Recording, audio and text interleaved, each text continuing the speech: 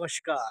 या निवडणुकीचं एक वैशिष्ट्य म्हणजे की महानगरपालिकेच्या निवडणुकीमध्ये अमराठी मुद्दा गाजल्यामुळे आणि अदानीच्या गोष्टी काढल्यामुळे मोदी आणि शहाला इच्छा असून सुद्धा या प्रचाराला येऊ शकले नाहीत.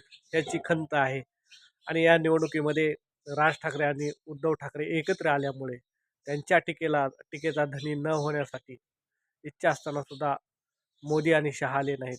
हीच खरी ठाकरे बाण्याची कमाई म्हणता येईल. आणि या इलेक्शनमध्ये महत्त्वाचं म्हणजे की थेट उत्तर द्यायला कुणीही तयार नाही. फक्त पत्रकार परिषद घेऊन आणि इतर गोष्टीवरच मोठ्या प्रमाणात भाष्य केलं. परंतु जी की झाल भाषा असते ती फक्त महायुतीमध्ये स्वतःच्याच पक्षाच्या स्वतःच्याच नेत्यावर चालू आहे.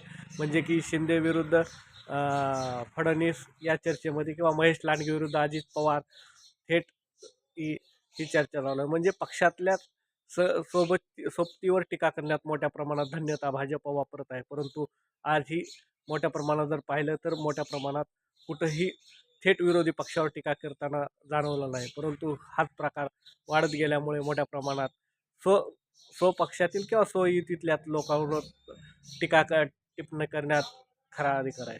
हा तर ठाकरेचा बाणा म्हणता येईल आणि याच्यामुळेच मोठ्या प्रमाणात राजकीय बदल होण्याची दाट शक्यता इतरही महानगरपालिकेमध्ये आहे. अनेक नेत्यांना मोठ्या मोठ्या नेत्यांना त्या ठिकाणीच अडवून ठेवण्यात प्रयत्न केला आहे. उदाहरणार्थ गणेश नाईक यांनी एकनाथ शिंदे यांना नवी मुंबई ठाण्यामध्ये आणि कल्याण डोंबिवलीमध्ये थांबवण्याचा प्रयत्न केलेला आहे. संभाजीनगरमध्ये तिकडं प्रचाराला मोठ्या प्रमाणात कुठल्याही नेत्यांचीही नाही. परंतु टीका टिप्पणी ही पक्षातलीच भाजप विरुद्ध शिंदे यांच्यातच टीका टिप्पणी चालू आहे. याच्यावर एकच दिसतंय की सत्तेसाठी काय पण ये गोलमाल है भाई, सब गोलमाल है. धन्यवाद.